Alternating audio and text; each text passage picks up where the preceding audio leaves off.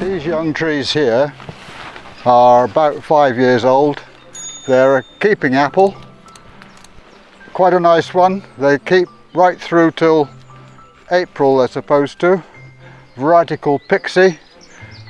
There's 4 little trees here, and at this time of the year, early October now, I like to put them in a nest ready for the winter.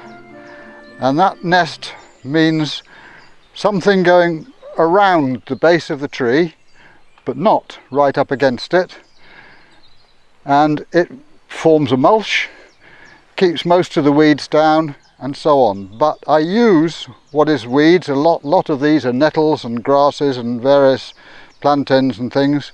Those weeds will make the mulch quite successfully for the winter. These are autumn apples, which will keep quite well. That's a nice big one. I use the scythe to cut round close to the base of the trees, like that, whatever vegetation is there.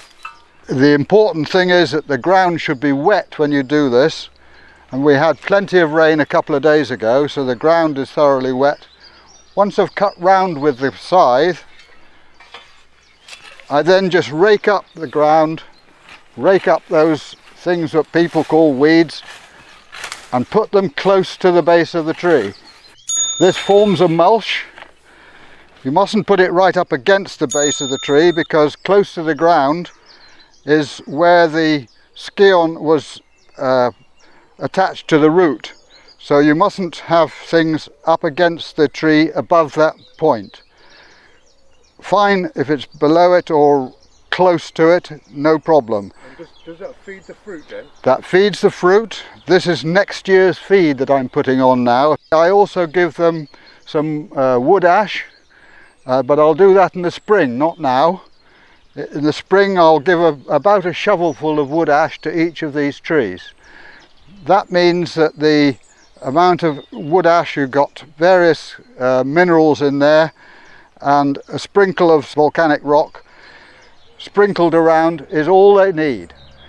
That will provide that all-important feed for next spring. Obviously this is not going to give any feed at this time of the year, because this is nettle stems, but by the spring these will have all rotted down on the surface. The worms will do their work, they'll take that down in, and the roots then will have a continuous feed from these next spring, and that's the important time to get everything growing properly. Now an apple like this, again this is a variety for winter storage. This is a real beauty. I've already picked off some of them earlier on in the year so that there wasn't too much weight breaking the branches. What you're doing now is you're feeding the worms and the bugs and various creepy crawlies, which will break down. A beautiful apple like that, that's going to keep very well. And most of the apples, we're talking early October now, most of the other apples I've already picked, but these autumn ones shouldn't be picked too early. It's important to leave them on the tree until about mid-October or even late October. So once we've done this, I can leave it, I put them to bed for the winter. That's the important thing. You put your plant to bed for the winter. That's perfectly happy now. I won't touch this again until I do the winter pruning.